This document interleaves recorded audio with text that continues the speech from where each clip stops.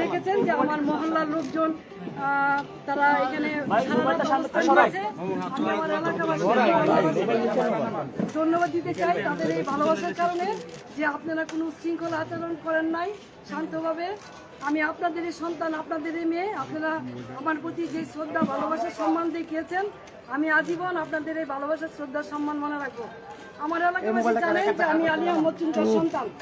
আমার বাবা সামনে রাজনীতি করেছে, দলমতের ঊর্ধ্বে উঠে রাজনীতি করেছে। আমি আলী আহমদ চুনকার সন্তান। আমার যদি অপরাধ হয়ে থাকে জয় বাংলা জয় বঙ্গবন্ধু বলার কারণে, তাহলে আমি সেই অপরাধে অপরাধী হতে চাই। এই জন্য বিচার হয় তাহলে বিচার হবে।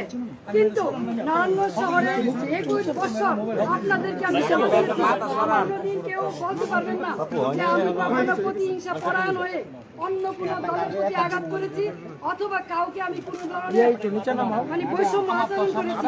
দলমতের ঊর্ধ্বে উঠে নিজের দলের বিরুদ্ধে মতভেদের সত্য এই শহরের নারায়ণগঞ্জবাসীর জন্য এমন কোন জায়গা নেই যেখানে প্রতিবাদ করি নাই। তৌকি হত্যা সহ সকল হত্যাকাণ্ডে যখন নারায়ণগঞ্জবাসী একদম চুপ ছিল, কেউ কোনো কথা বলে নাই, তখন আইবি আওয়াজ তুলেছে, এই শহরের মানুষকে কথা বলা শিখিয়েছে, অন্যায়ের বিরুদ্ধে প্রতিবাদ করা শিখিয়েছে। আজকে সেই আইবিকে কিসের জুলুমে, কিসের কারণে, কি কারণে গ্রেপ্তার করা হচ্ছে আমি জানি না। কিন্তু যেহেতু আমাকে গ্রেপ্তার করা হচ্ছে, আমি নারায়ণগঞ্জবাসীর কাছে একটাই অনুরোধ করবো, আপনারা যেভাবে আমার পাশে ছিলেন, আমার পরিবারের পাশে ছিলেন, আমার পাশে থাকবেন। আপনারা সকলেই জানেন 1 মাস হয়নি আমার ছোট ভাই, অত্যন্ত আদরের ছোট ভাই মোহাম্মদ আলী রাজা রিপনকে আমরা হারিয়েছি। আর সেই ভাইয়ের সুখ এখনো বুঝতে পাই নাই।